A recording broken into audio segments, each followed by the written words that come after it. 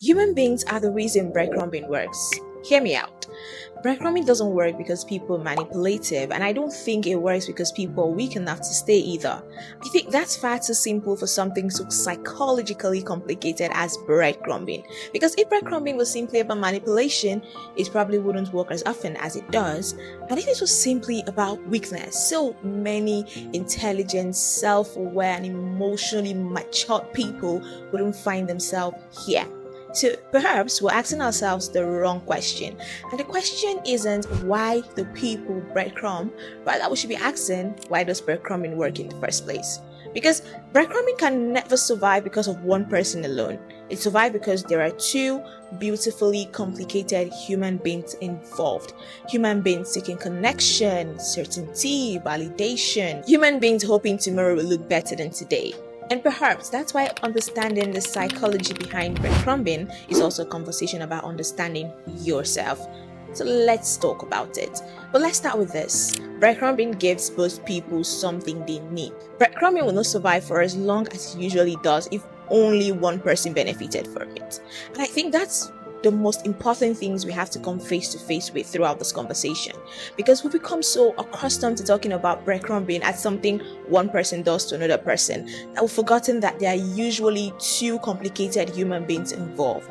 One person isn't simply staying and the other isn't simply giving breadcrumbs. Human behavior is rarely ever that simple.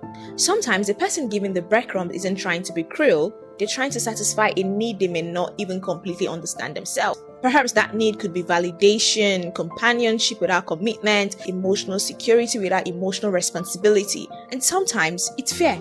Fear of difficult conversation, fear of commitment, fear of letting go.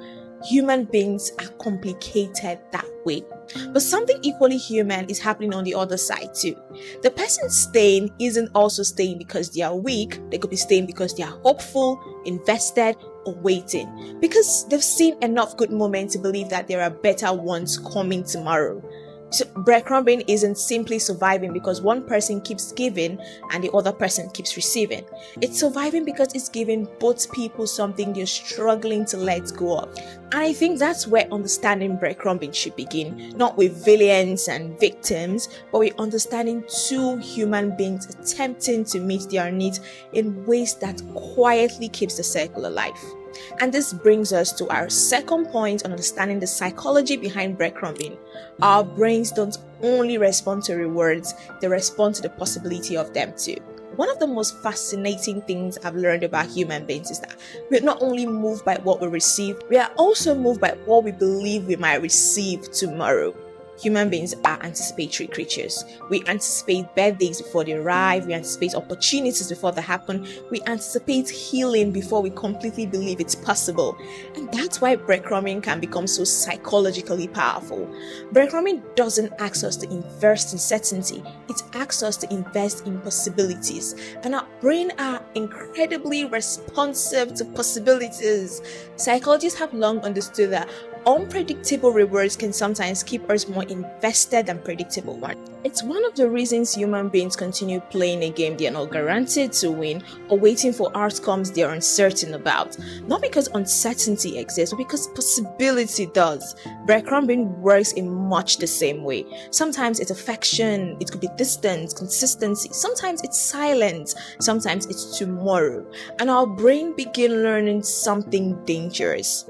Perhaps something beautiful is coming next. So we wait, not because we've received enough evidence to wait, but because we've received just enough to remain hopeful. And I don't think many of us realize that we are not only emotionally attached to people, we are psychologically attached to anticipation itself. We're attached to who we'll become when they show up.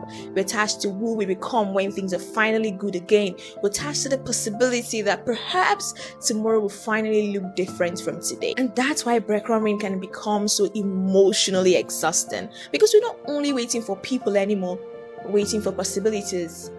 And this brings me to my third point, understanding the psychology behind breadcrumbing. We don't experience people as patterns, we experience them as moments. I've often wondered why breadcrumbing becomes so obvious after we've left, but difficult to recognize while we're still in the relationship. And I wonder if part of the answer is because we're just human beings. Human beings don't naturally experience relationship as patterns. We experience them as moments. We remember the beautiful conversations, we remember the thoughtful text messages, we remember the flowers, the apology, the vulnerability, the moments that made us feel seen. We remember the moments because moments are emotional. Patterns, however, require something different from us. They require distance, honesty. They require us to stop asking ourselves what happened today and begin asking what has been happening consistently for months. And that's why breadcrumbing can become so psychologically confusing. Breadcrumbing doesn't survive through extraordinary moments alone. It survives because extraordinary moments distracts us from ordinary patterns. One beautiful weekend can become louder than 6 difficult weeks. One thoughtful message can become louder than a month of inconsistency. One good day can become louder than a difficult reality we've been experiencing for a very long time. And human beings are emotional creatures. We're naturally drawn towards the moment that made us feel loved, understood, and hopeful. So I don't think many of us fail to recognize breadcrumbing because we're foolish. I think many of us fail to recognize it because we're just human beings. We're remembering moments while quietly overlooking patterns. And perhaps that's why breadcrumbing doesn't simply ask us for our time. It could also ask us for our perspectives too.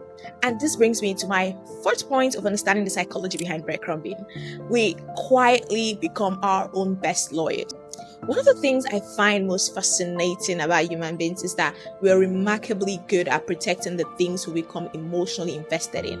And that includes protecting the stories we begun telling ourselves too. I've noticed that when we're emotionally healthy and detached from a situation, we're usually incredibly honest observers. We ask difficult questions, we recognize inconsistency. But something interesting happens when we are emotionally invested. We don't only become participants in the story, we become its greatest defenders too. We make excuses like, you're just having a difficult day, things are actually getting better, nobody's perfect, at least you're trying, maybe I'm asking for too much. And in that moment, there is nothing unusual about those excuses we're making. Human beings have always struggled to let go of things we've invested ourselves in. Psychologists call this the sunk cost effect, the tendency to continue investing in something because of what we've already invested into it rather than what we're consistently receiving from it. And I wonder if emotionally we do much the same thing because we've invested time, invested understanding, we've invested hope, invested pieces of ourselves. So leaving doesn't simply feel like letting go of another person, it could feel like letting go of an investment too. And that's why we quietly become our own best lawyers. We explain, we justify, we negotiate. We become extraordinarily compassionate towards everything except what has been consistently true about our own experience. This happens not because we're foolish, because we're just human beings. Human beings don't only protect people we love, we also protect the future we've imagined with them too. And this brings me to my fifth point of understanding the psychology behind breadcrumbing. Breadcrumbing doesn't only change how we see other people, it can also change how we see ourselves. I don't think many people realize that breadcrumbing isn't only a conversation about inconsistency. It's also a conversation about identity. Because human beings make sense of the world partly through our experiences with it. We learn what to expect, we learn what feels familiar, we learn what feels normal. And without realizing it, we learn what we believe we're allowed to ask for too. Which means breadcrumbing doesn't only ask us to wait, it also asks us to question ourselves. Am I asking for too much? Am I expecting too much? Am I being difficult? Should I just be more patient? And one of the saddest things about breadcrumbing isn't that another person has become inconsistent, is that somewhere along the way, somewhere in all this, we are also becoming inconsistent with ourselves too. We've stopped trusting what disappoints us. We've stopped trusting what hurts us. We've stopped trusting what we've been consistently experiencing. And that's why understanding ourselves becomes just as important as understanding other people. Because human beings aren't designed to continuously negotiate our needs, our feelings, our realities in order to make inconsistency feel comfortable. Understanding people is beautiful. Being compassionate is beautiful. Being patient, it's beautiful, but I don't think understanding other people should require misunderstanding ourselves. And this is one of the most important things breadcrumbing can take away from us. Not simply our time, but our confidence in our own experiences. The confidence to say, This hurt me, this disappointed me, this isn't working for me anymore, without feeling guilty for it. And this brings me to my last point of understanding the psychology behind breadcrumbing. Two things can be true at the same time. One of the most beautiful and difficult things about understanding human behavior is learning that human beings are rarely ever one thing.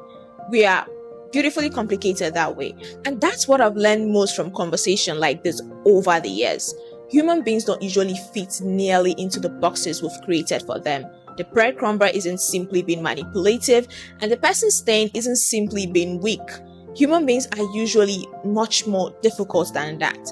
People can care deeply about us and still be unable to love us consistently. They can have good intentions and still cause real hurt. They can be healing and still not be ready. They can love us and still be unable to give us what we need. Two things can be true at the same time, and that's true about us too. You can understand why someone became who they are and still acknowledge that their behavior has consistently cost you. You can be compassionate and still feel disappointed. You can be patient and still become tired. You can love people deeply and still choose honesty about your experience. Human beings are beautifully complicated enough for all these things to exist together. And perhaps that's why I don't think understanding human behavior should ever become a conversation about choosing sides. I don't think its greatest purpose is teaching us who to blame. I think its greatest purpose is teaching us how to understand people a little better while remaining honest about ourselves too. Because that's the simplest truth about breadcrumbing. It was never simply a conversation about inconsistency. It has always been a conversation about beautifully complicated human beings attempting to meet beautiful human needs. That's why I've fallen in love with understanding human behavior over the years, because the more I learn about people, the more I realize that we're just complicated in a very beautiful way.